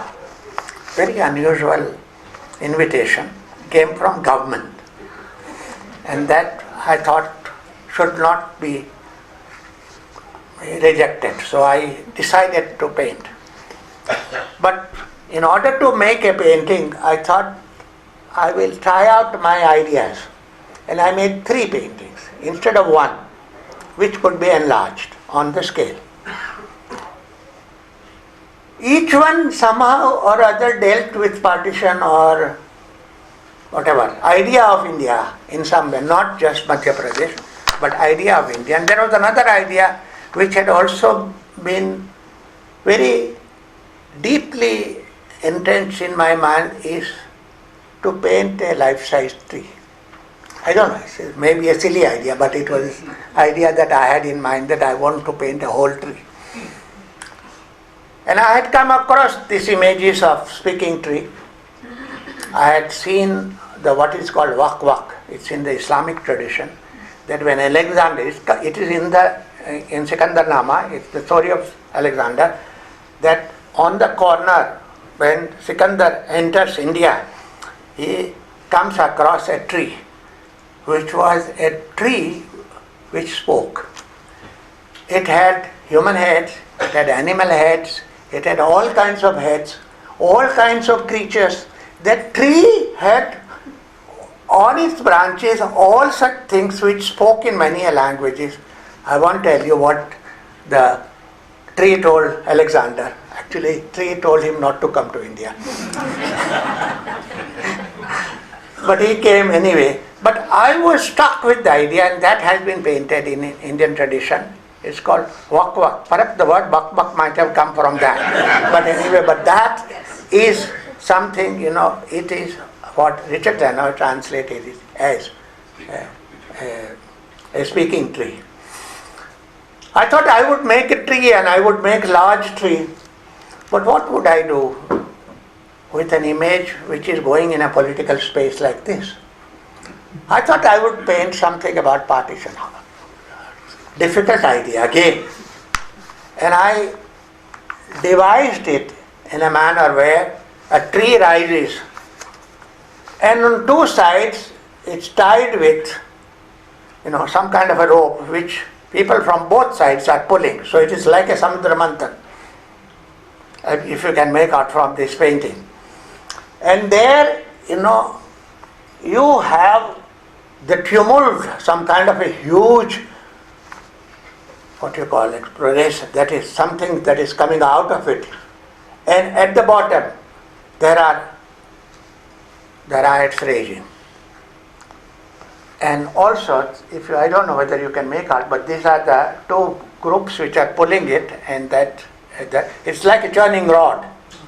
And the tree trunk is a churning rod. And at the bottom on one side, you have the people, I don't know, you can't make out, but it's like Train to Pakistan, that sort of a thing. There are several such images. And then I thought that I would find Gandhi, but where would I find Gandhi? And I read, and I knew that he was in the midst of it, in Noakhali or elsewhere. So there is a minor little Gandhi whose photograph I had found it was a Government of India publication, and that image is known. So I repeated it, but I also put him outside on the frame, like a kind of a marginal figure. And that is how this, but eventually this painting was not used. I made the third painting which was used. In 2002, I did not say what it was. Riyaz has already referred to it, and so has ATUL, DODIYA.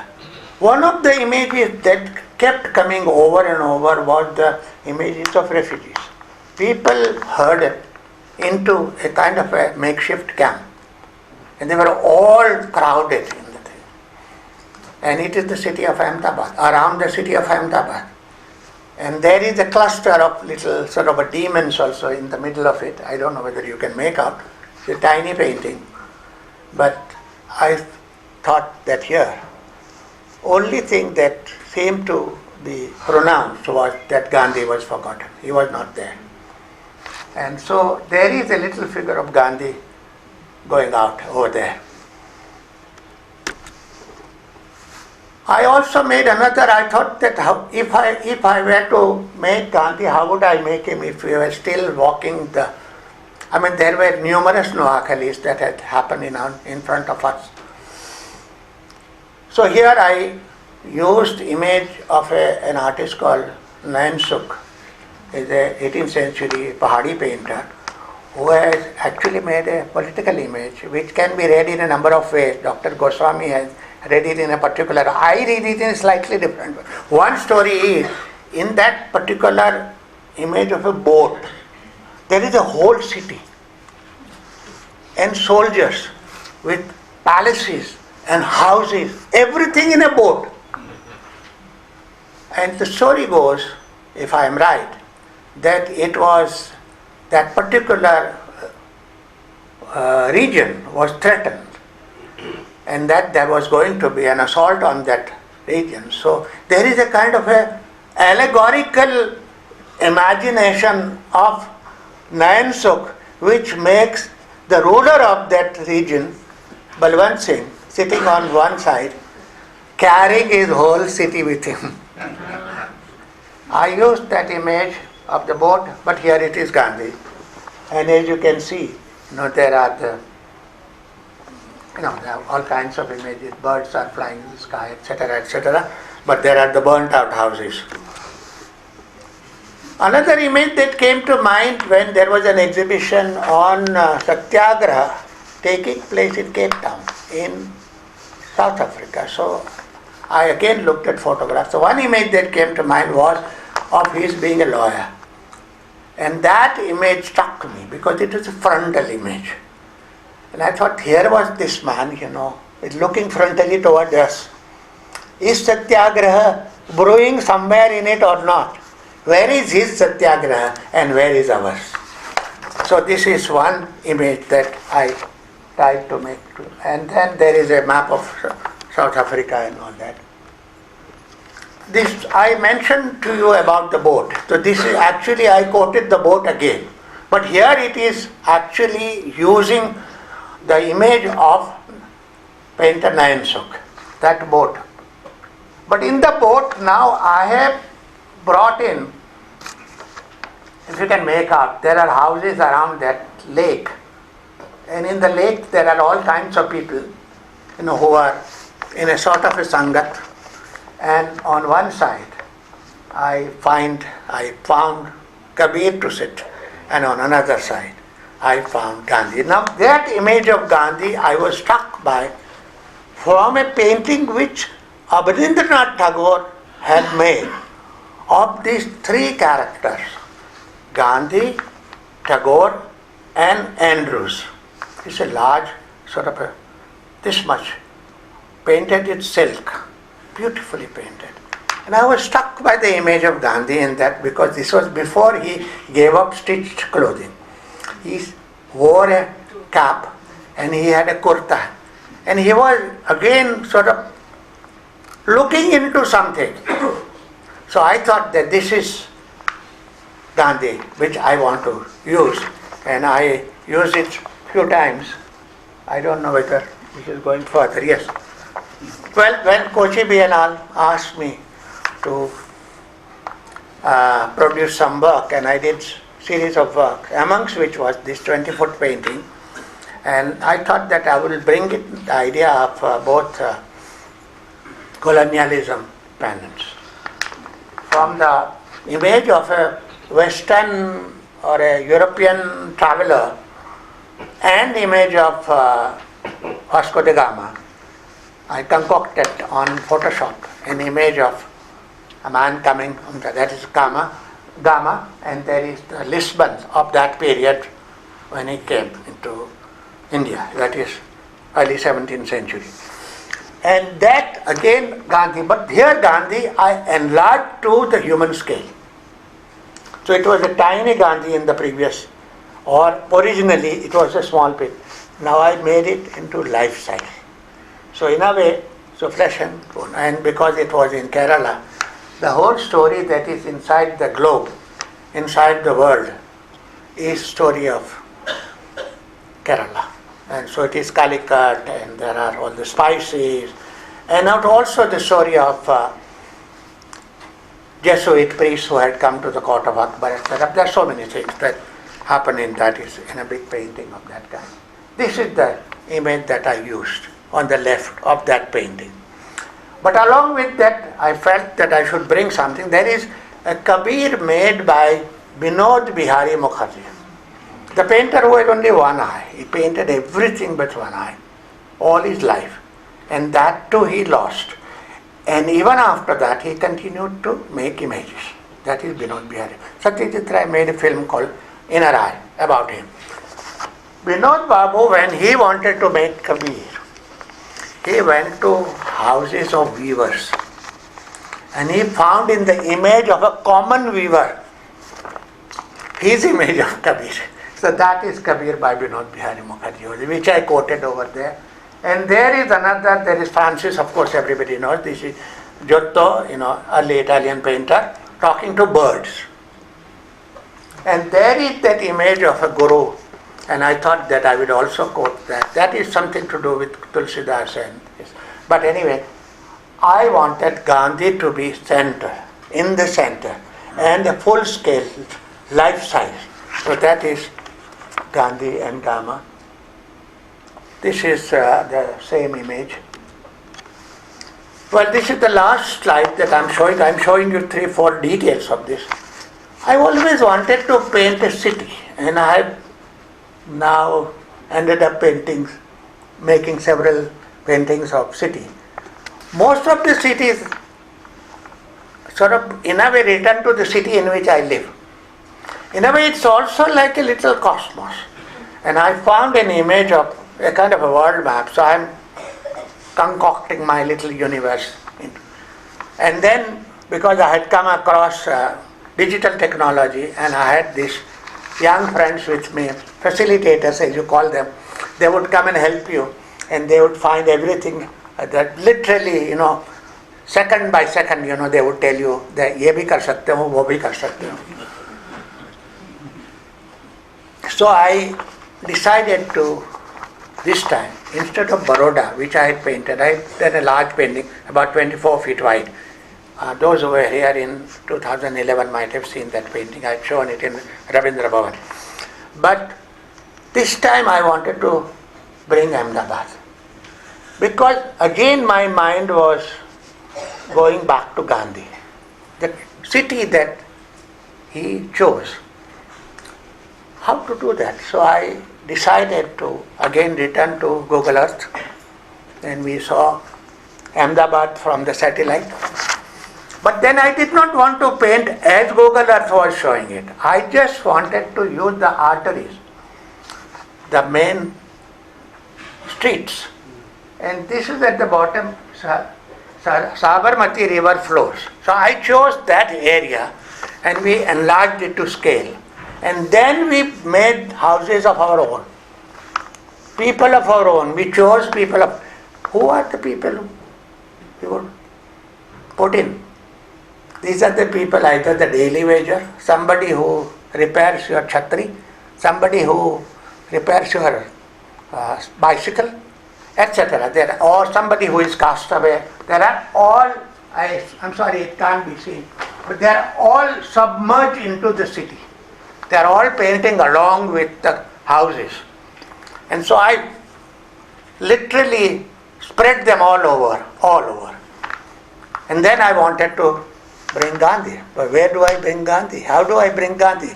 I do not want to again repeat the same image that I had used earlier. But I came across one particular image published in the Sunday supplement of the Hindu, and that showed a series of what is the right word, I don't know, but what Gandhiji left behind. All the objects that he possessed. So there were 4 objects. One was his pair of spectacles and its cover. Another was his watch. Third was his slippers. And the fourth was a thali. I thought that I would paint that. I did that. I would just read out a little thing. And in my own mind, I began to think about these 4 things. The spectacles, slippers, a watch, and a metal bowl, and a plate of this fakir of a man who did not possess a penny, because these objects were put out for auction somewhere in London. But they become important only when they are put out for auction. Until then, nobody even looks at them. They sold at phenomenal prices. The images of these objects inserted in the ashen grey map of Ahmedabad continue to float before my eyes. I will show you if there is a detail. There is a detail. There are 4 of these objects, they are all here. Here Sabarmati flows below. There is the image of Kocharab Ashram, that is where Satyagraha began. And there is also the image of Hriday Kunj, that is where he lived, Gandhiji lived. And then these 4 objects are there. I am showing you details of these 4 objects. One, I think, no, these are the images of people who are all interspersed into the city landscape, in the architecture. Yeah, this is another.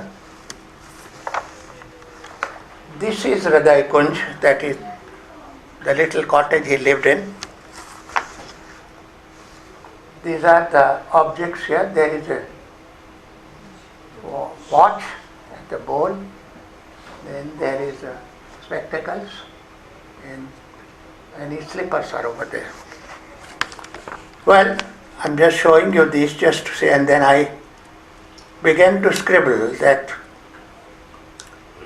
these continue to float before my eyes. The slippers, the watch, the spectacles, and the thali with a bowl. The slippers, this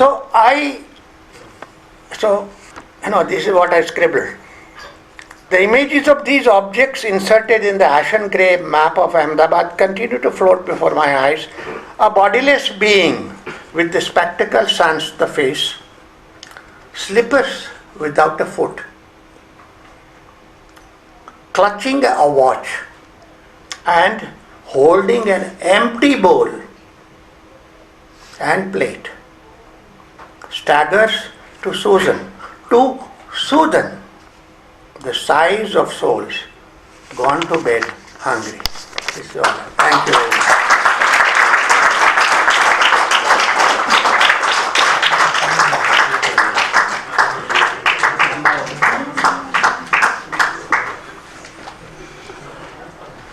Well, friends, we have, I don't have words. Usually I'm a man of words. But I must say that I never imagined when I invited these 3 artist friends that we will be introduced to such a wealth of ideas, visions, concepts, etc., that the three of them have done in arts. I don't think after this there should be questions. Even if there are, I'm not going to allow them. Because, I mean, the impact is so stirring and so deep. I think this is one of the best things that has happened in this series. It's one of the best things happened anywhere anyway. And I think we are very grateful to GULAM Sheikh, to KOMU, and to ATUL DODIYA for making Gandhi come alive. Thank you very much.